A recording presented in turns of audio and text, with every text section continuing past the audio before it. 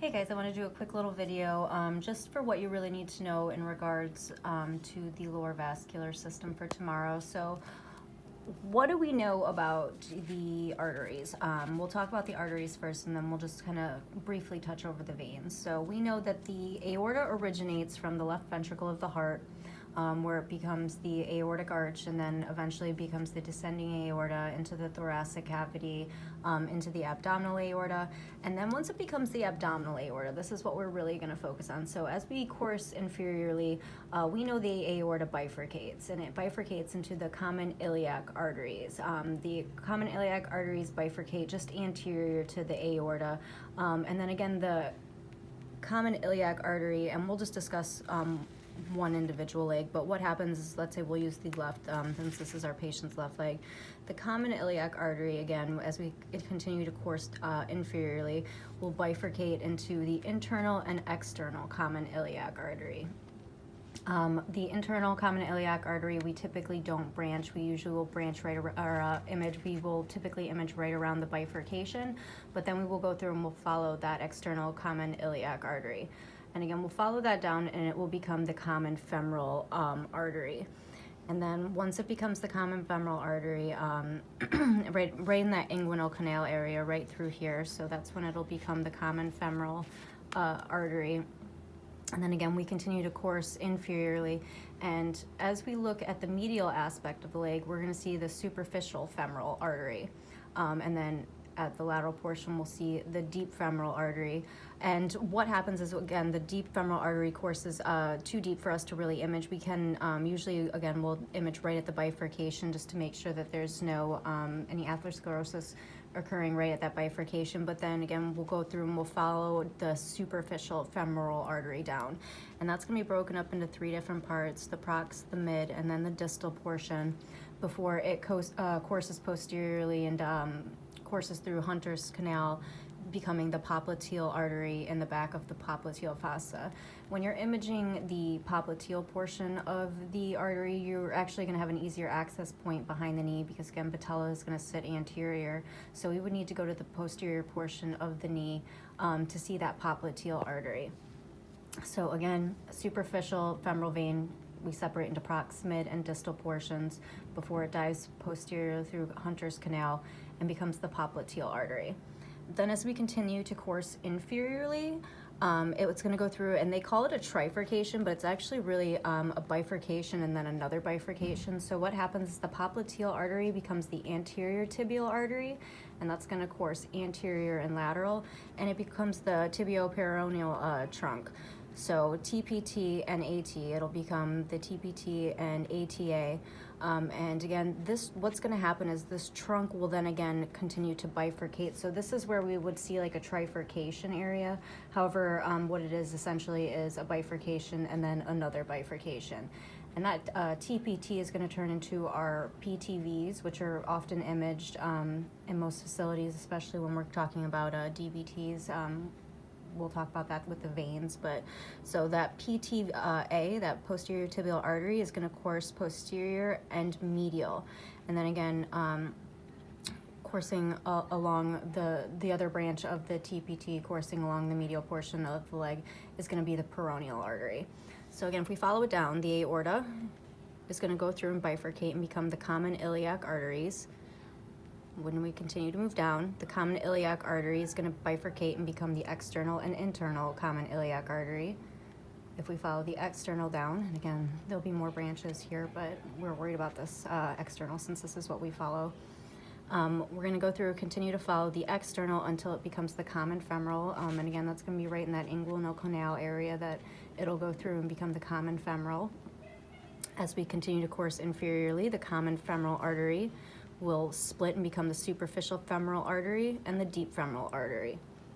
But what we're going to do is follow that superficial femoral artery and view its proximal, mid, and distal portions, and then follow it posteriorly and through the popliteal fossa, where we're going to see the popliteal artery, and then that popliteal artery is going to bifurcate into the TPT and the ATA, so tibioperoneal trunk and anterior tibial artery. And then again, if we follow that TPT down, it's going to bifurcate into the PTA, posterior tibial artery, and the peroneal artery. So again, it's a bunch of different bifurcations at different levels. With the venous system, it's going to parallel the arterial system. So external common iliac vein versus artery, common femoral vein versus artery, superficial femoral vein versus artery. So that's going to exist the entire way down. So what you'll see typically when you're imaging the leg are two vessels sitting side by side, especially if you're in a transverse plane. If you're in a sagittal plane, you're obviously only going to be able to see one elongated vessel. But let's say if you're in a transverse plane following this the entire way down, you'll see two vessels side by side with each other. Here you'll begin to see a couple more, since we'll have 4 vessels essentially sitting right next to each other.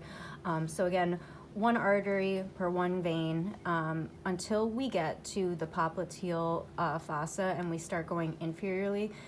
This is where you're going to see the 3 different arteries down here. They're actually going to have 2 veins per artery. Sometimes there may be an accessory vein, so you may have a 3rd vein per artery, but typically rule of thumb is, so for the anterior tibial artery, you'll have 2 anterior tibial veins. For the peroneal vein, or for the peroneal artery, you'll have 2 peroneal veins. For the one posterior tibial artery, you'll have 2 posterior tibial veins. So that's the big difference. So again, the venous system is going to parallel the arterial system, with the exception of the PTA, peroneal artery, and ATA, where they will each have 2 veins per one artery. And then the last big thing I want to talk about is going to be the greater saphenous vein, which travels along the medial portion of a patient's leg. What that is it's going to actually be a branch off the common femoral, and since it's a vein. So greater saphenous vein is going to course medially, and it is a branch off the common femoral vein, and it's actually the longest vein in the entire body. So what it essentially happens is it travels from the common femoral vein basically all the way down the entire length of the leg. And again, that's going to be a branch off that common femoral vein. So what you're essentially going to see is common iliac vein, internal, external common iliac vein. And then if we follow this down, and you'll see the common femoral vein and the greater saphenous vein. And what that's going to typically look like in a transverse position is just going to be like this. It's just going to be a little branch off of it. So whereas most of these you'll move down and you'll start to see 2 vessels side by side, with this you'll see the common femoral course off just like this. And again, it's going to be medial, so if we're on let's say the right leg, it's going to end up being a medial course, so it'll look more like this. Whereas if we're in the left leg, it's going to be again a medial course, and the actual branch is going to come off on this side of your screen. So again, if we're imagining our screens, that's what it's typically going to look like. And again, this is for the right and this is for the left.